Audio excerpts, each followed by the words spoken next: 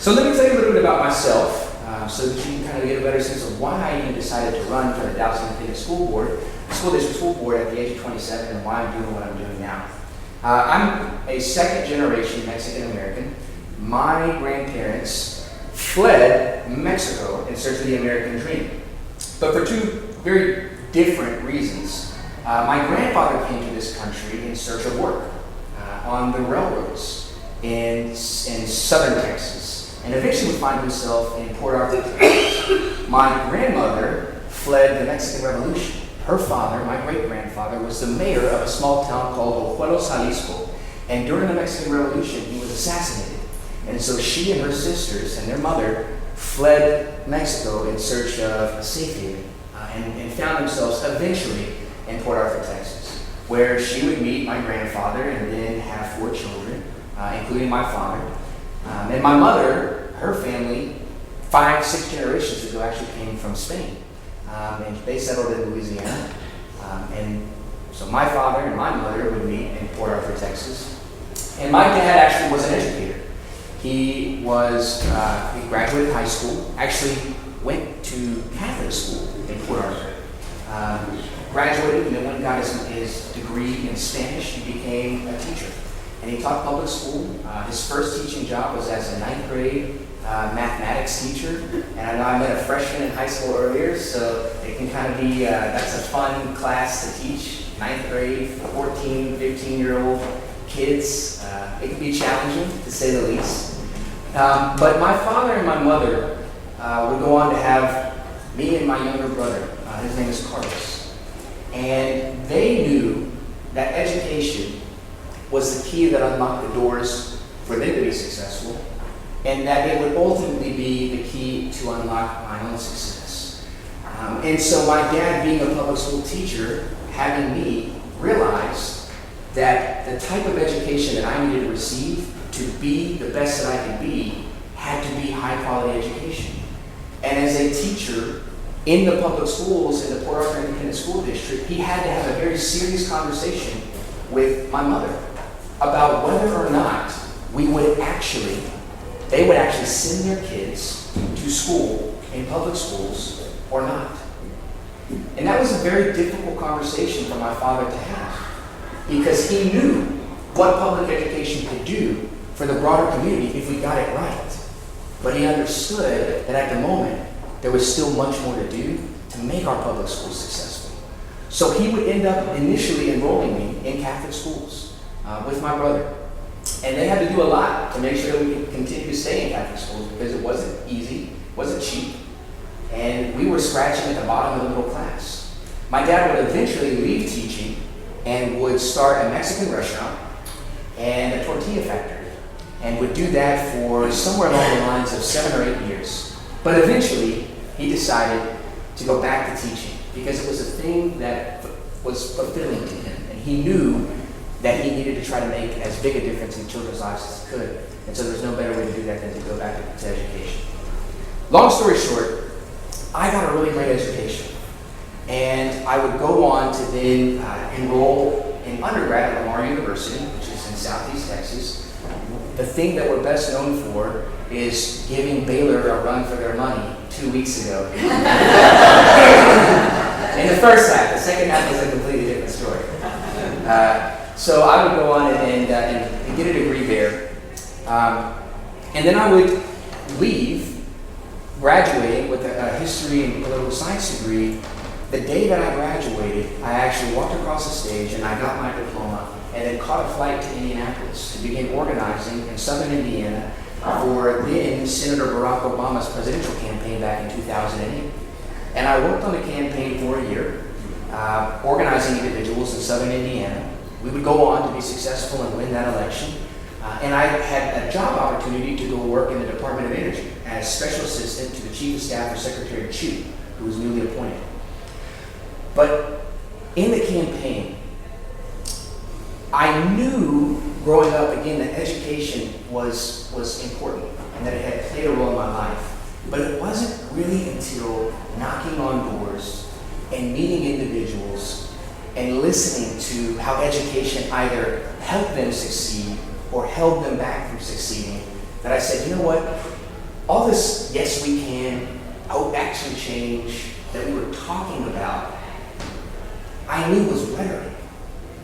And I had a serious conversation about whether or not I would actually be able to deliver on the rhetoric working behind the desk with a fancy title in Washington, D.C.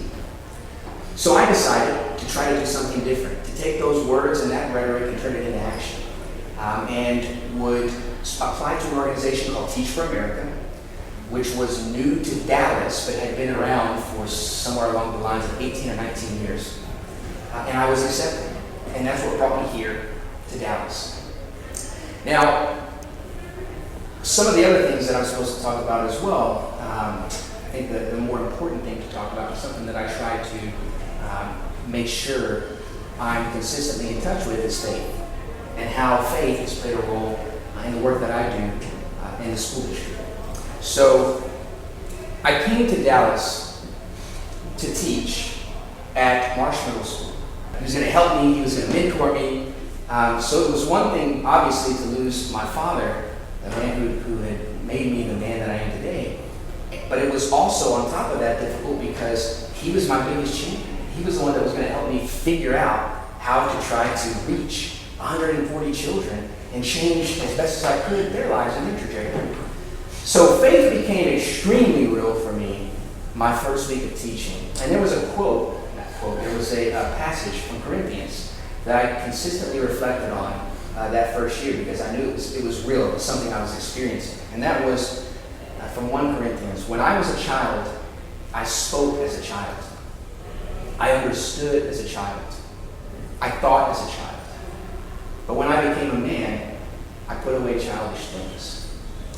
And I knew when my father passed, I had become a man, whether I wanted to be or not. And now I had to figure out not just how to be a man, but how to lead others and how to lead children to see that education, just like it made a difference for me and my family, could make a difference for them.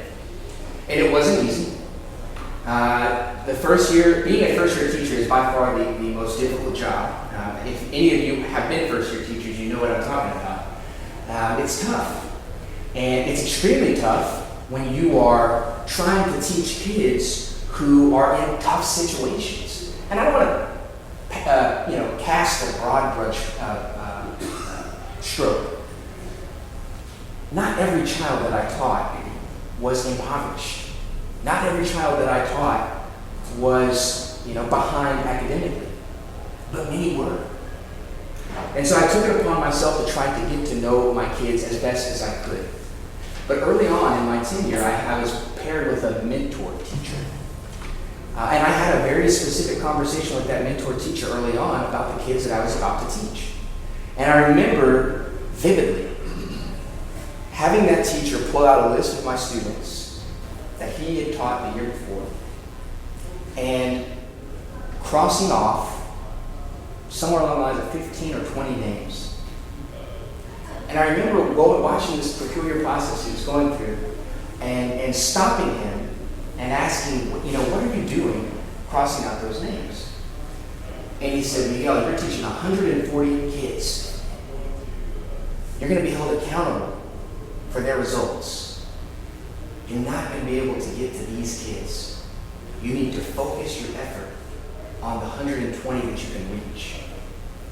And for a first-year teacher to hear that, walking in thinking, I'm going to, change the world, I was just taken aback.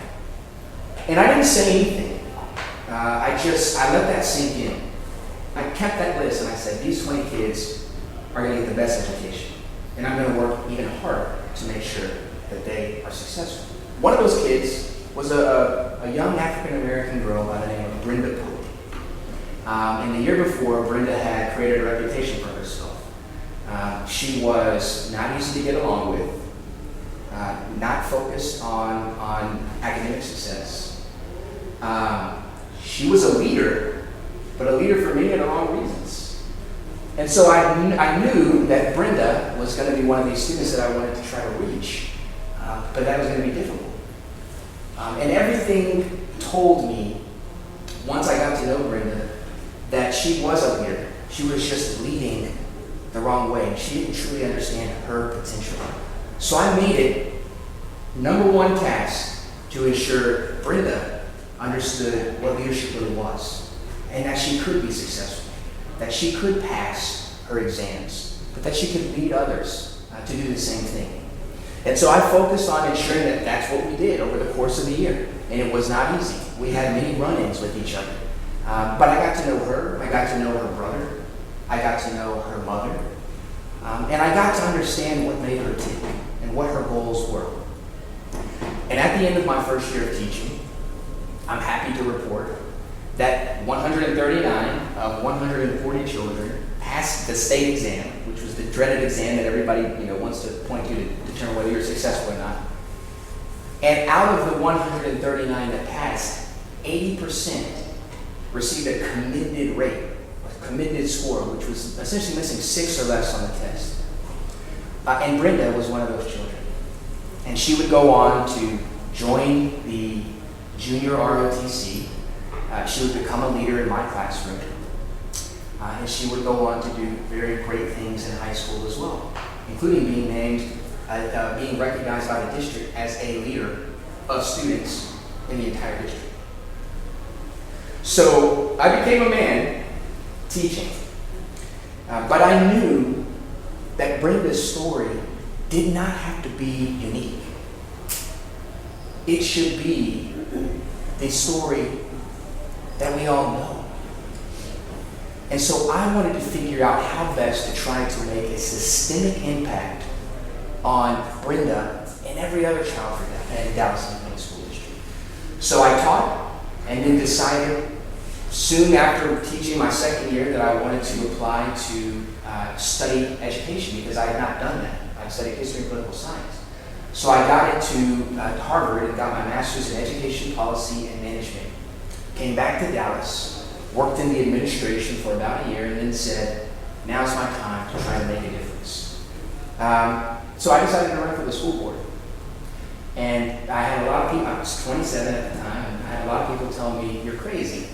And I said, I probably am, but I want to make a difference.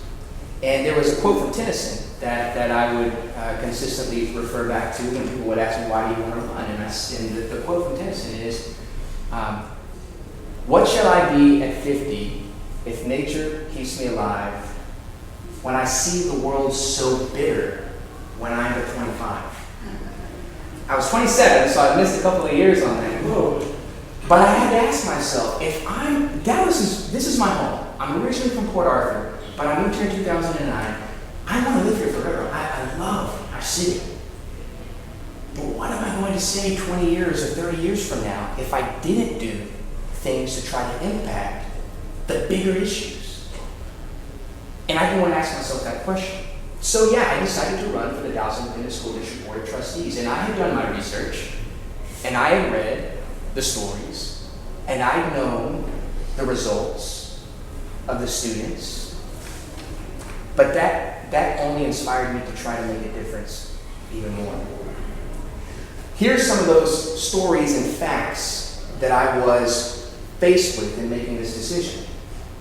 We have about 160,000 students in Dallas Independent School District. 72% are Hispanic. 20-some-odd% are African American, and the rest of them. 42% of our children do not speak English as a first language. They are ESL students, English as a second language. Over 90% of the children that we serve in the Dallas Independent School District qualify for free or reduced lunch. We have some of the best schools in the Dallas Independent School District. We are consistently ranked, some of our magnet schools are consistently ranked at the top by Newsweek and U.S. World Report. But we have a lot of schools that struggle. There's no other way to put it. We have a very large academic achievement gap as it relates to income and as it relates to ethnicity. We have a very great high school completion rate, somewhere along the lines of 88 or 89%, but we have a college readiness rate somewhere along the lines of 10%.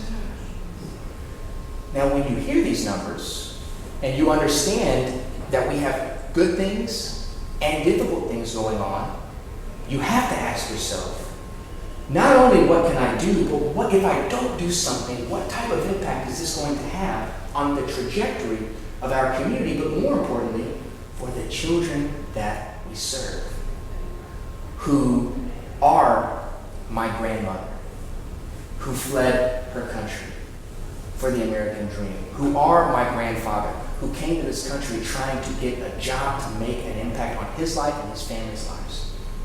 What are we going to do to try to impact our children? And there's a couple of other things to me that led me to the decision. Because education is so critical to the success of our children's future and the success of our city, and because we still have more work to do, we are seeing effects on the broader community. For instance, poverty. There's no other way to frame the issue of poverty in the city of Dallas, because when you look at the numbers, they're startling. Dallas has a greater percentage of people beneath the poverty line, than other major Texas cities. We have the worst child poverty rate, somewhere along the lines of 38% for cities of 1 million population or more. We have the second largest growth in the poverty rate from 2000 to 2013 amongst cities of 1 million or more. We've got the third worst overall poverty rate of cities with 1 million or more. From 2000 to 2013, we had 18 concentrated neighborhoods of poverty increased to 32 concentrated neighborhoods of poverty. And so when you look at those numbers and you understand that education is by far the greatest tool to attack those poverty rates, you have to do something. So I wanted to run. And I knew that the system, as it was in place, was just traditionally resistant to change. But something had to change. So I ran for the school board at the age of 27, and it was not easy by any means. I faced all sorts of challenges, but I was successful. And in being successful, I knew that I was charged with a tremendous responsibility, but also a tremendous opportunity. And here were my ideas. Again, to quote a faith leader, Rabbi Hillel, "If I am not for myself, who am I? When I am only for myself, what am I? And if not now, when?" That charge from Rabbi Hillel manifested itself into ideas on how to make an impact now for our kids. Number one, the one thing that we have complete control over in the Dallas Independent School District are the quality of educators and the support those educators receive every day to impact the lives of our children. So I ran on the idea of trying to increase the accountability system, to improve the accountability system in Dallas ICE. But I believe that for every increment of accountability that we ask of our educators, we have got to provide an increment of support. So expand professional development and make the professional development actually make sense for our educators versus just something that they can check a box off to say that they completed a course. If there's one research-based practice that we know has the biggest impact on our children, it's the age in which we begin to teach them. And it's the quality of teaching that occurs at that age. So my second component was to try as best as I could to expand early childhood education across our city and to make sure that it's high quality early childhood education. But not just expand the opportunities for when a child gets into school, but the type of school that they actually go to.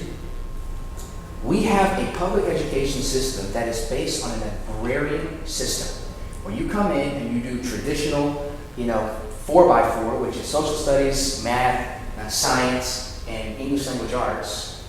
and then you take off 2.5 months for summer to go work. That was how our system was set up, and then you come back.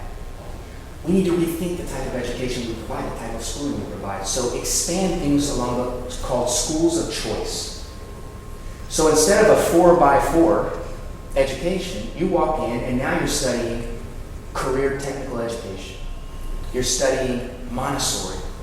You're studying science, technology, engineering, arts, and mathematics. Perhaps you're studying military training. But we're doing things differently than we have done before, because what we have done before to this point hasn't achieved the type of results we need to achieve to make that poverty rate go down, to make sure that our kids have that can reach their dreams. Inflation is rising, and how much it costs to have a house and live in a house rises. And so what we're seeing in Dallas ISD is churn of students going from one school to another school to another school. And they're chasing schools because they're chasing affordable rent. So I can't, in the school district, impact rent. I can't impact the type of job that a parent has. But we have a role to play when it comes to wages. And so I wanted to try to impact that some way. And that way was to give the people that we employ a living wage, something that allows them to be able to keep the lights on at home, not have to worry about rent, and ensure that they can focus on their children. And then the last thing that you read about in the paper all the time is improving governance and management. The school board and the superintendent should not be fighting with each other. It's just plain and simple. They should not be fighting with each other, and they should be focused on moving our district forward because the numbers are too bad. Our children are suffering. So that's what I ran on. And again, it hasn't, since then, it has not been easy to try to accomplish these things. And I walked in not believing that I'd be able to wave a magic wand. I did believe it was going to be a little easier than it actually is. But I've learned a lot. And there has been a quote, not a quote, in Scripture, that I have reflected back on throughout my trials and tribulations on the board. It comes from Peter. Who is going to harm you if you are eager to do good? But even if you should suffer for what is right, you are blessed. For it is better, if it is God's will, to suffer for doing good than for doing evil.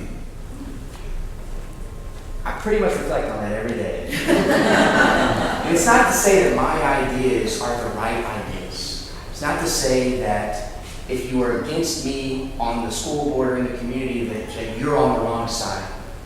What that says to me is I have to stick to my core values, to my principles, and stay faithful. And if I do those things, and I believe the things to be right, then I'm doing God's work. And that's all I can do is focus on myself and the work that I do. Over the course of my tenure, I've faced lawsuits, I've faced bad media, and I've faced just tough times. I've been in board meetings last year as board president where I would literally have people look to me in my face and say, "You're a racist," or "You're working against the children." Say all sorts of things about me. But I understand that's the role. I have to continue to remain steadfast. And it hasn't just all been about me, the trials and tribulations. In my tenure, I witnessed a superintendent leave. Over the past 25 years, we've had somewhere along the lines of 9 or 10 superintendents and interim superintendents. Well, you've met many of them. I almost feel like it's kind of a process, and every superintendent needs to meet Walt, and so he's got a chance to see many of them. And that alone has been tough. Not because Mike Miles, the superintendent, was the best superintendent. I think he was right on many issues. But because our kids and our educators deserve stability. So we were lucky enough to bring on Dr. Hinojosa to come back to our school system, who was the longest serving superintendent in those 25 years, who we saw academic gains, steady gains, year by year over the course of the 6 years he was here. His time, there were mistakes as well. But the thing about Dr. Hinojosa is, when he makes a mistake, he admits it and he learns immediately. The ISD it's known for its superintendents. And so we're looking forward to Dr. Hinojosa moving forward. The point here is, there have been many trials and tribulations. But that's not also to say that there are great things that have happened. And some of the things that I've been at the forefront of, that I'm very proud of. And so let me end with a few great things in a way that you might be able to help, and then I'll open it up to questions. Accountability and support.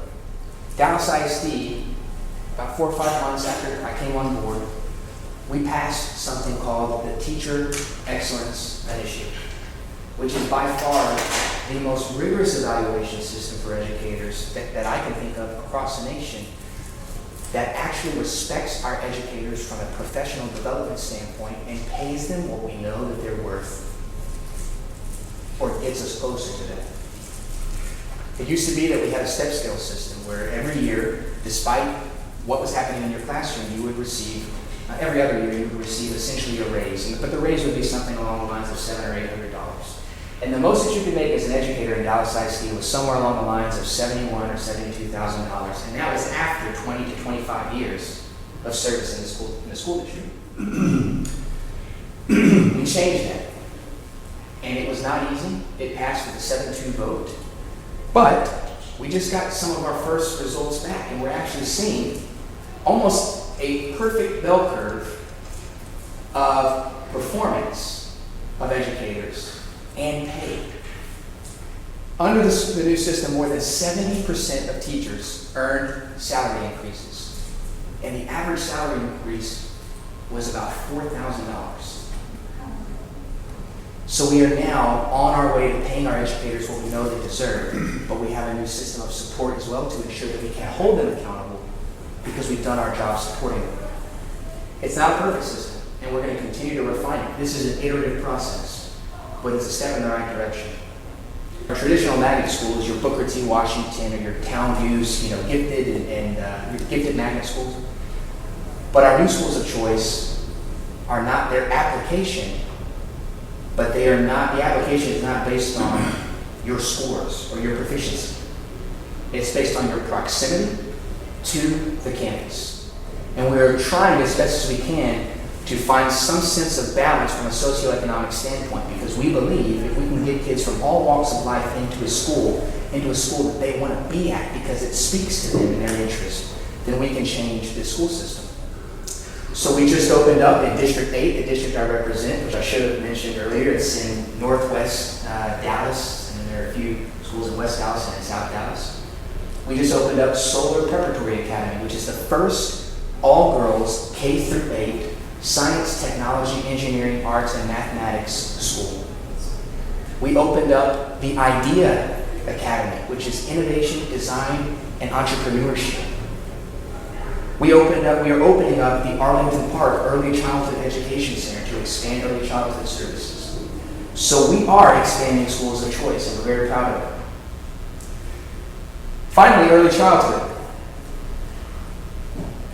It was very tough to try to get people to buy into early childhood, despite what you think it would be easy. And it was tough for all sorts of reasons, but rather than get into the nuance there, what we have done is we have increased early childhood education services to over 10,000 spots, which is the largest serving of early childhood education that we've ever had in the Dallas Independent School District. And we just got results back on the quality of early childhood education that we have based on 2 years of reforming the system. And we can now say 51% of all kindergarten students are on grade level, as opposed to 5 to 10 years ago, where somewhere along the lines of 15% of kids were kindergarten ready. So we're making an impact. The work we're doing is the right work. And I'm happy to be a part of it. So finally, how can you help? The first thing that you can do is show up to a school. Whether you want to volunteer at the school or not, just show up to a school and get to know the Dallas Independent School District. We have some very phenomenal things we're doing. And I would take it a step further and say, go to the front desk and ask to volunteer. If there's a school that you want to, many of you already do this, but if you didn't know, Owen Roberts in the Jubilee neighborhood is in the district that I represent. We need all the help we can get. That school needs work. And for those of you that have volunteered, I want to send you a sincere thank you, because your work matters. But we need even more. And we need more support. And the second thing is, if you live in Dallas, and just one thing that I said today has made an impact, I would ask you to consider voting for our bond, which is on November the 3rd. The last bond we passed was in 2008. And the need in Dallas ISD is about $4 billion in capital improvements from a facility standpoint. Now we know that's not a reasonable number to take to the voters. So we took it down to $1.6 billion. But we need a lot of work. Our children need this money. They need new facilities that are cutting edge, that are 21st century. And we need to expand early childhood education. The only way we do that is if we inject capital. It's been 7 years. So I would ask you to heavily consider supporting the bond. And if you want to learn more about the bond, you can go to dallasisd.org. And there's a big button that says learn about the bond. So the last thing I'll say is this. Again, I'm humbled and honored to have had the opportunity to be able to speak with you about Dallas ISD, because your community, this community, if it's even an inkling like Waukegan, then you all are doing phenomenal work. And we can make a difference if we work together. If we want to really make a difference, we can make a difference if we work together. And I'll close with a quote. Not from an ordained faith minister, but someone who drew heavily on faith when he was in office. And that's from Robert F. Kennedy. And it goes like this. Each time someone stands up for an ideal, or acts to improve the lot of others, or strikes out against injustice, they send forth a tiny ripple of hope. And those ripples build a current which can sweep down the mightiest walls of oppression and resistance. I ask you to send out ripples of hope along with me. I really believe we can get some tremendous things done for the children of Dallas and for our broader community if we can work together. Thank you for the time this morning. I'd be more than happy to answer maybe a few questions if we have them.